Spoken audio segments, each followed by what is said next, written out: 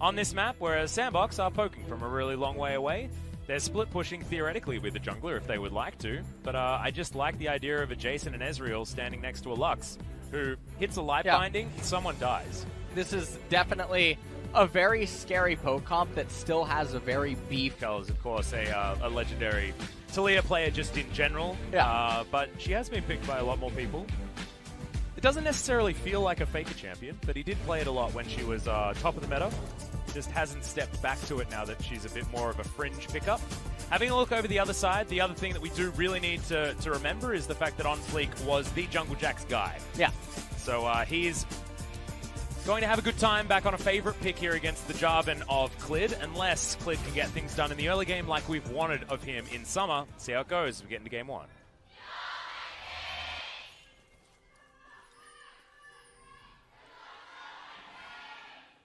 SKT fans definitely in full voice, but Sandbox fans also able to offer some pretty high voices too.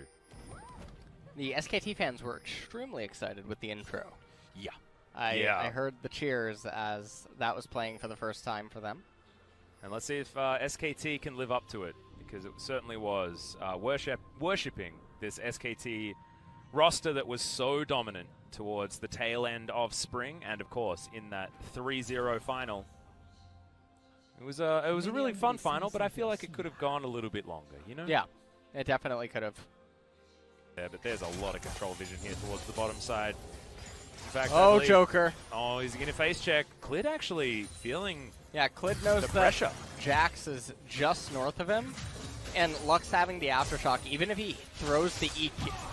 But there's the Cataclysm as Marta gets the Battle Dance, but just dives in on top. Is going to be able to get out with the Grand Entrance, but Clid has to flash. Marta below 200 health. True Shot Barrage avoided. That was a very weird Cataclysm. That was one of the weirdest things. He wasn't willing to take it when he had the element of surprise, but decided that now was the time. That was a very interesting. Happy to scale into the late game. Does a lot of AoE damage in a team fight. And if he's freely diving in on top of this squishy composition that's going to take some finesse to play out in the late game, and it could be quite scary. They'll need to be playing their best game of Peel as they can.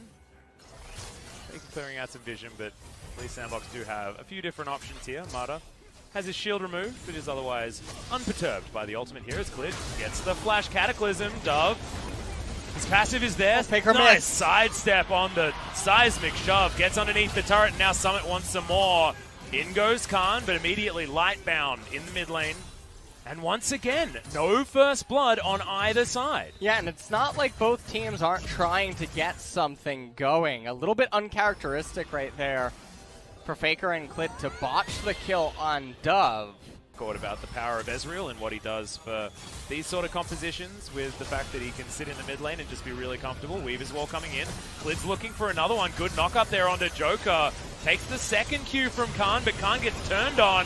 Has to go golden. No reset just yet. Lightbind. Sorry, Final Spark comes in, but it's not enough. First kill goes over to Teddy as Khan is looking to go home. Might have a teleport available to come back, but that's 1-for-1 in the end. Both junglers are dead. Here's the problem, is how do you resist the rain of arrows that are just constantly shot down at you without your primary engage tools? Everyone is actually just a sitting duck.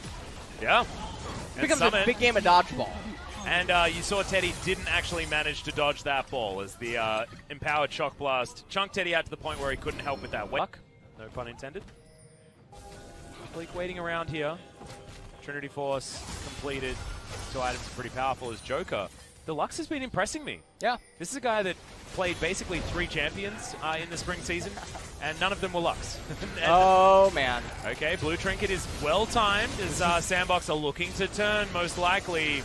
They just want to bring SKT to them. Clid, is he going to start another weird fight? This has been the downfall of many teams. Okay, Weaver's Wall to bring Faker in, but the Baron does fall down. Flash immediately from Summit, but he's over the Weaver's Wall. Cataclysm actually is what gets them out of there as the Jarvan is going to fall immediately. Teddy with the Blade Caller. Gigantic play into the backline as Khan now has the reset on the World Ender, and SKT dive on top of Sandbox. Better late than never when it comes to the engage. And so they managed to bring down some of the members on the side of Sandbox, primarily the two split pushers, the Jace and the Ryze, which was really big for removing their Baron. But nonetheless, Baron does go over to Sandbox, and that did come Dragon's gonna do when they're totally on the defensive. And it accelerates the Elder Drake. Elder's coming now. Why did you take it? They maybe were trying to force another Drake, but they were too slow. In the meantime, this tower is just going to fall down. You can see the siege potential of these three members of Sandbox. Okay, in goes Cleared. It's another Cataclysm, but I think it's Cataclysmic for SKT. He's going to go down for nothing. And now SKT, I don't think they can actually defend this inhibitor. Sandbox have played so slow and steady, so against their normal play style, but SKT have had absolutely no answer to it. Yeah, they're getting... they're being downloaded right now is what's happening. Yeah. When they're always getting pushed in, and it's not going to be that useful, versus what is the percentage likelihood that now Sandbox gets Elder? Well, I mean, the thing is, as well, is in 2.5 minutes from now, SKT will have an impossible choice to make. Yeah. As Armada, he's going to dive on forward. No one gets knocked up. It's a decent charm. Weaver's Wall is going to push them into the back line. That's going to be GA popped immediately, but Sandbox just have way too much to go on. Ghost is alive in the back line. Somehow is Teddy against the world. It's been the case so many different times. Realm Warp, though, is going to close the distance. Everyone trying to kill Teddy. He survives for so long, and now Sandbox will have to go back to try and find themselves a Baron. There's On Fleek. He had the counter-strike, and that is going to be that. Almost the ace, but I believe Cleared respawned in time. He does end up respawning, but that's going to be all that she wrote here in game number 1. So, SK Telecom, they lost on blue side, Atlas. They did. I think that's it. It's unfortunate. Just go to a winner's interview, right? Yeah. This was the side that they were able to win on in the past, but Sandbox, they're able to mix it up. It sort of just depends on how things go. Sandbox Gaming are going to pick up the win over SKT in a very slow game.